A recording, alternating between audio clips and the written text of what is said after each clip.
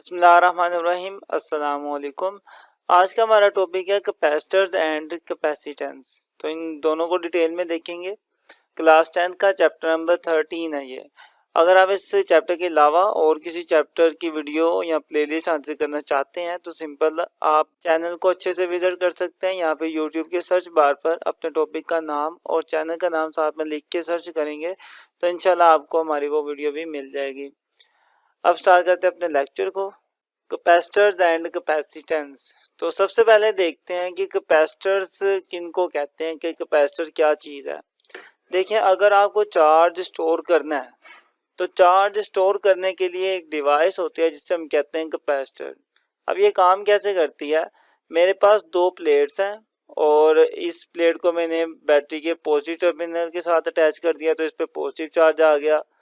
इसको मैंने negative terminal के साथ अटैच कर दिया तो इस पर नेगेटिव चार्ज आ गया। अब जब पॉजिटिव और नेगेटिव प्लेट्स एक दूसरे के पास आती हैं तो इनके बीच में एक इलेक्ट्रिक फील्ड एस्टेब्लिश हो जाता है, एक इलेक्ट्रिक फील्ड आ जाता है और इलेक्ट्रिक फील्ड हमेशा पॉजिटिव से नेगेटिव की तरफ ही होता है। तो अब ये इलेक्ट्रिक फील्ड बीच में आ जाने की वजह से क्या होता है कि जो ये पॉजिटिव प्लेट है और जो नेगेटिव प्लेट है इन पे जो चार्जेस है ये एक दूसरे को अट्रैक्ट करना स्टार्ट कर देते हैं और इनकी अट्रैक्शन की वजह से चार्जेस इन प्लेट्स के ऊपर ही रहते हैं। ठीक है, तो चार्जेस इन प्लेट्स के ऊपर ही रहेंगे और एक दूसरे को अट्रैक्ट कर कर एक जगह पर आप कह लेंगे एक जगह पर रुक जाएंगे, साकिन हो जाएंगे, स्टॉप हो जाएंगे और अट्रैक्शन की फोर्स की वजह से वो अपनी पोजीशन पर ही रहेंगे, मूव नहीं करेंगे। इस तरीके से चार्ज इन प्लेट्स के ऊपर स्टोर हो जाता है। ये प्लेट्स एक दफ़ा चार्ज हो जाती हैं तो फिर ये चार्ज ही रहती हैं जब तक इनके बीच में ये फील्ड मौजूद है। तो इसी तरीके की जो डिवाइस होती है जो चार्ज को स्टोर करने के लिए यूज़ की जाती है उसी को हम कैपेसिटर कहते हैं। और इसमें चार्ज स्टोर कैसे होता है, इलेक्ट्रिक फील्ड की वजह से, क्योंकि एक प्लेट पॉजिटिव होती है दूसरी नेगेटिव होती है तो दोनों पे इलेक्ट्रिक फील्ड दोनों के बीच में आ जाती है। और जब ये इलेक्ट्रिक फील्ड इन दोनों के बीच में पैदा हो जाती है तो उसके बाद पॉजिटिव प्लेट पर पॉजिटिव चार्जेस एक जगह पे रुक जाते हैं और नेगेटिव नेगेटिव पर, क्योंकि ये दूसरे को अट्रैक्ट कर रहे हैं ना, एक दूसरे को कहीं मूव नहीं करने देंगे जब तक कि बाहर किसी सर्किट के साथ इनको ना जोड़ा जाए।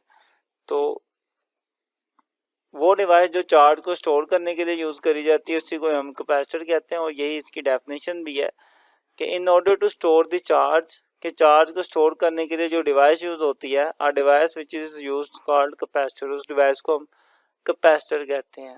अच्छा, यहाँ पर एक आपके लिए असाइनमेंट है, थोड़ी देर के लिए आपने रिसर्च करनी है यूट्यूब पर या जहाँ पर भी आप सर्च कर सकते हैं, सर्च करें और सर्च करके देखें कि बैटरी जो होती है मोबाइल की बैटरी वो भी तो चार्ज स्टोर करती है।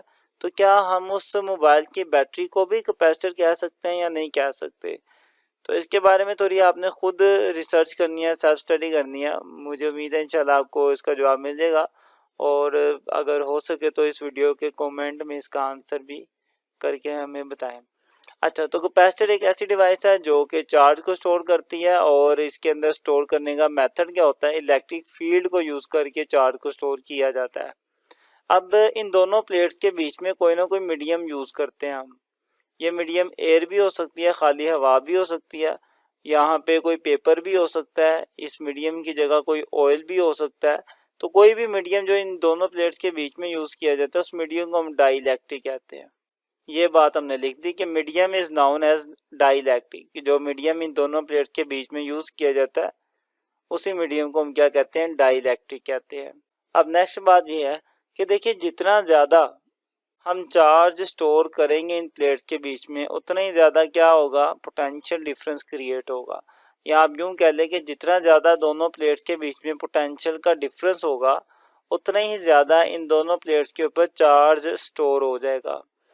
और जब भी ये प्रोपोर्शनैलिटी का साइन ख़त्म करते हैं तो हमें कोई ना कोई कांस्टेंट लगाना पड़ता है। तो यहाँ पे जो कांस्टेंट मैं लगाऊंगा वो मैं C लगाऊंगा। और C का यहाँ पे क्या मतलब है, C का मतलब है कैपेसिटेंसी। C stand for कैपेसिटेंसी।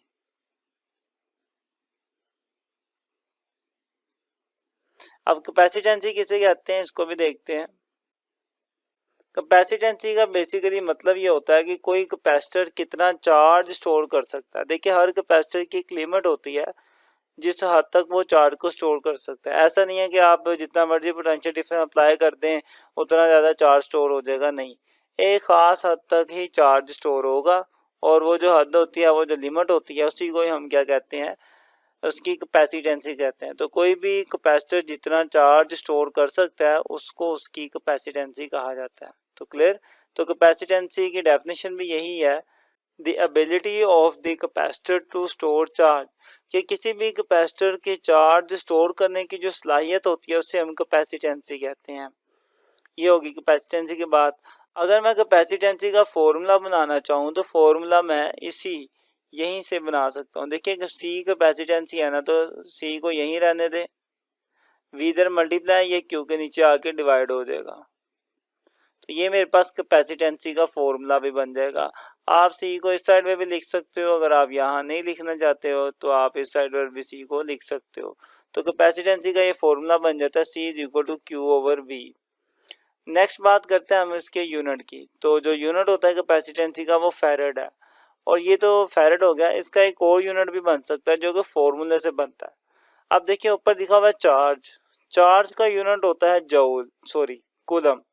ऊपर चार्ज है, चार्ज का यूनिट होता है कूलम डिवाइड, नीचे पोटेंशियल डिफरेंस है, पोटेंशियल डिफरेंस का जो यूनिट होता है वो होता है वोल्ट। अब वोल्ट जब नीचे से ऊपर जाएगा तो ये माइनस हो जाएगा, इसकी पावर माइनस हो जाएगी। तो मेरे पास एक और यूनिट बन गया कूलम पर वोल्ट। क्लियर। तो ये याद रखिएगा कि फैरेड किसके इक्वल होता है, कूलम पर वोल्ट के भी इक्वल होता है। तो ये तो हमने इसके यूनिट की बात कर ली।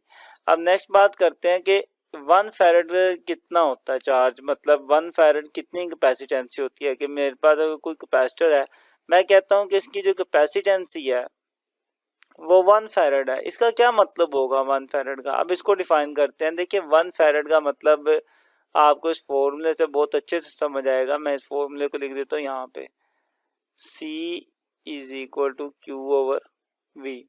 तो किसी भी कैपेसिटर की जो कैपेसिटेंसी है वो 1 फैरेड होती है अगर उस कैपेसिटर के ऊपर जो चार्ज है वो कितना आ जाए, 1 कूलम आ जाए, और उस चार्ज की वजह से इन प्लेट्स के बीच में, उन कैपेसिटर की प्लेट्स के बीच में जो पोटेंशियल डिफरेंस है वो कितना हो जाए, 1 वोल्ट हो जाए।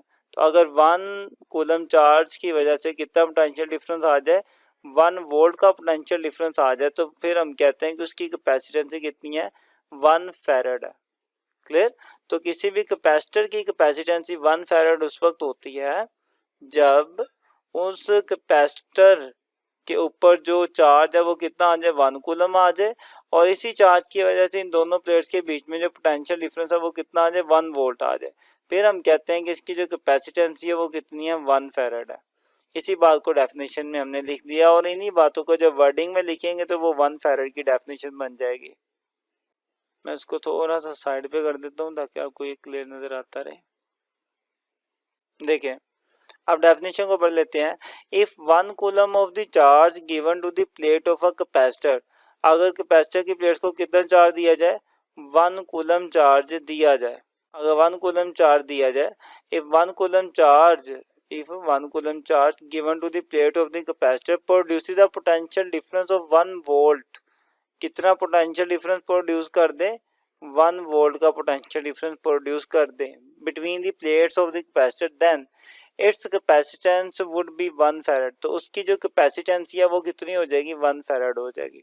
देखिए वही बातें हैं जो फॉर्मूले से हमने देखी और उन्हीं बातों को वर्डिंग में लिखा तो वो एक डेफिनेशन बन गई। तो यही तरीका होता है डेफिनेशन बनाने का, इसमें कोई इतनी रॉकेट साइंस नहीं है। अगर आपको फॉर्मूला भी आता है तो आप सिंपल इस फॉर्मूले को वर्डिंग में लिख के डेफिनेशन बना सकते हो। तो यहाँ तक हमने सीखा कि कैपेसिटर क्या है, एक ऐसी डिवाइस जो कि चार्ज को स्टोर करती है। डाइलेक्ट्रिक वो मीडियम होता है जो इन दोनों प्लेट्स के बीच में आता है। फिर हमने कैपेसिटेंसी के बारे में पढ़ा, उसके यूनिट के बारे में पढ़ा और देखा कि 1 फैरेड कितना होता है। उम्मीद करता हूँ कि यहाँ तक आपको सारा क्लियर होगा। अगर आप इस चैप्टर की प्लेलिस्ट लेना चाहते हैं तो आप यहाँ पर क्लिक करें, और अगर आपको फुल बुक न्यूमेरिकल चाहिए तो आप यहाँ पर क्लिक कर सकते हैं। वीडियो अच्छी लगे तो दोस्तों तक शेयर भी करें। कुछ भी पूछना हो तो आप कमेंट लाजमी करें। वीडियो अच्छी लगे तब भी कमेंट करके बताया करें। मिलते हैं इंशाल्लाह नेक्स्ट वीडियो में, तब तक के लिए अल्लाह हाफिज़।